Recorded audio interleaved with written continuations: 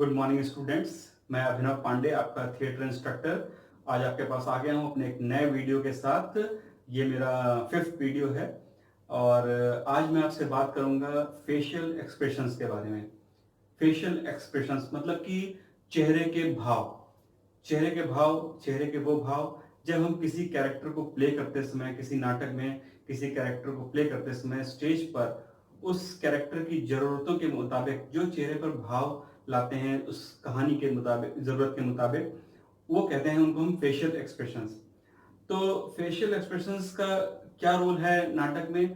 Facial expression नाटक में बहुत इंपॉर्टेंट रोल प्ले करते हैं, क्योंकि ये बहुत जरूरी है कि जो डायलॉग आप कह रहे हैं नाटक में, स्टेज या स्क्रीन पर बोल रहे हैं, वो डायलॉग का जो मैच है वो आपके चेहरे की भाव भंगिमाओं के साथ मैच होना चाहिए। बहुत इट्स वेरी इंपॉर्टेंट कि उनको वो मैच करें, कि ऐसा नहीं हो कि हम डायलॉग बोल रहे हैं कोई बहुत गुस्से वाला और हमारे चेहरे पर हंसी है। तो अगर हम इस तरीके से कुछ करेंगे तो हमारा पूरा नाटक या पूरी कहानी जो हम स्टेज पर प्रेजेंट कर रहे हैं वो खराब हो सकती है।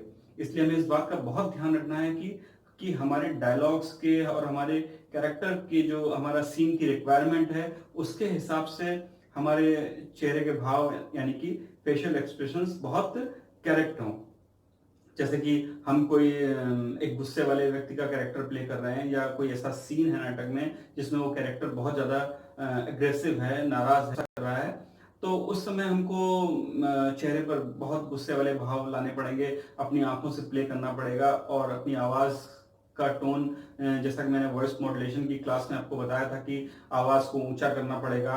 तो इस तरीके से और वो जाहिर होगा कि हाँ, वो कैरेक्टर वाकई में किसी बात से लेकर नाराज है।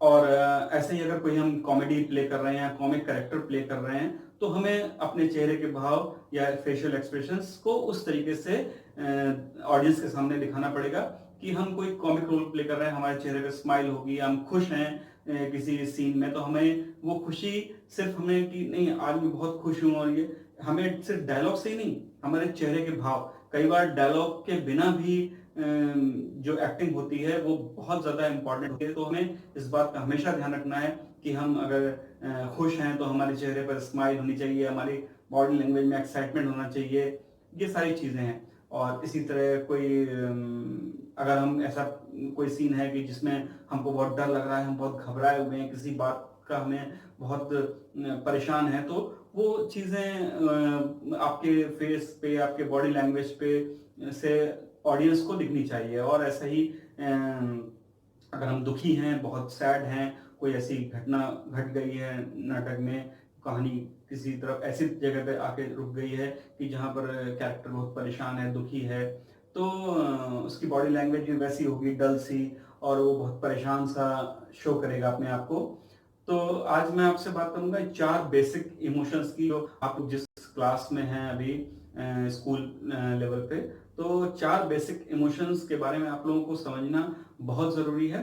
तो जिसमें कि पहला है एंगर, दूसरा है सॉरो मतलब दुख, और तीसरा है फियर मतलब कि डर, भय, घबराहट, और चौथा है खुशी, हैप्पीनेस।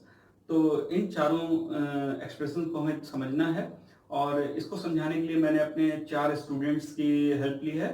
वो निमिष गहलोत और सुविज्ञ राणा, निशा शर्मा और आरव सोनी। तो ये लोग को मैंने टास्क दिया है कि ये लोग एक ही डायलॉग को एक ही तरीके से, मतलब एक ही डायलॉग को अलग अलग वेरिएशन में बोल करके प्रेजेंट करें, जिससे आपको ये पता चले कि हम एक ही चीज में डायलॉग को अगर हम इस तरीके से बोलेंगे तो कैसे उसका मतलब बदल जाता है। तो मैं आपको अभी ये वीडियो शेयर करता हूँ, आप आगे इसमें देखेंगे कि ये चारों अपने अपने इंट्रोडक्शन को किस तरह अलग अलग फेशियल एक्सप्रेशन के साथ में बोल रहे हैं। आप लोग देखिए और आई होप कि आपको ये वीडियो पसंद आएगी। Thank you. क्या क्या चाहिए आपको? इंट्रोडक्शन तो सुनिए, मेरा नाम निमिष गहलोत है। मैं दिल्ली के वेंकटेश्वर इंटरनेशनल स्कूल में पढ़ता हूँ। मेरा फेवरेट स्पोर्ट टेनिस है। मेरी हॉबी तो आपको पता चली गई होगी, वो थिएटर है। मुझे खाने में चिकन बहुत पसंद है। बनाओगे क्या? नहीं तो आगे सुनते जाओ। मैं दिल्ली में रजौरी गार्डन में रहता हूँ। मेरे घर पे 2 बहनें हैं जो मुझे बहुत तंग करती हैं, और उनके कारण ही मैं इतने गुस्से में हूँ। My name is Arav Soni. I study at 7th Hilltop at Venkateshwar International School, Sector 10. My mother's name is Madhu Soni. My father's name is Arvind Soni. My favorite subject is English. My hobbies are to play cricket and to do theatre. I also like cooking. I live at Sector 19, Dwarka. Thank you. My name is Savagya Rana. I study in 7th Hilltop at Venkateshwar International School, Dwarka Sector 10. My mother's name is Mamta Rana. My father's name is Vivek Rana. Maths is my favorite subject. My hobbies are doing sports and theatre. I like doing science experiments, Sudoku and crossword. I live in Kamakshi Apartments, Dwarka Sector 6, New Delhi. Thank you. Sharma. I'm the student of class 7th Hilltop at Venkateshwar International School, Sector 10, Dwarka, New Delhi. I have just turned 11 years old and live in Dwarka, Sector 12, New Delhi. I have many hobbies like acting, painting, playing basketball, dancing and many more. Thank you. आप लोगों ने कैसे इन बच्चों ने एक ही dialogue को अलग अलग वेरिएशन में, अलग अलग इमोशन में बोल करके आपके सामने प्रेजेंट किया, और आई होप कि आप लोग इससे ज़रूर कुछ ना कुछ सीखेंगे। और मैं चाहूँगा कि आप में से कुछ स्टूडेंट्स भी इस तरीके के वीडियोस बना करके मेरे साथ शेयर करें। अगर उसमें कुछ इम्प्रूवमेंट की गुंजाइश है, मैं आपको डेफिनेटली बताऊंगा कि उसमें कैसे और इम्प्रूव कर सकते हैं, कैसे आप अपने एक्सप्रेशंस को, वर्ड मॉड्यूलेशन को कैसे इम्प्रूव कर सकते हैं। और अगर आपके वीडियोस बहुत अच्छे हैं तो मैं अपनी क्लास में लोगों को एग्जाम्पल के लिए वो शेयर करूंगा। तो मेरा नंबर 9999137513 है। आप मुझे मेल भी कर सकते हैं अपने वीडियोस। मेरी मेल आईडी है abhinavpandey50@gmail.com।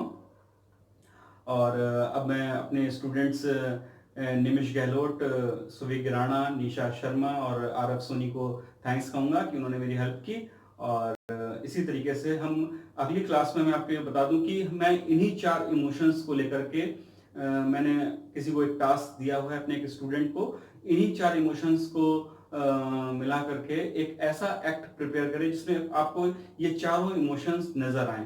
तो अगली क्लास में मैं आपके साथ वो वीडियो शेयर करूंगा, आप लोग देखेंगे और समझेंगे कि किस तरीके से हम एक इमोशन से दूसरे इमोशन में जा सकते हैं और कैसे अलग अलग तरीके के इमोशंस का हम एक कहानी में यूज कर सकते हैं।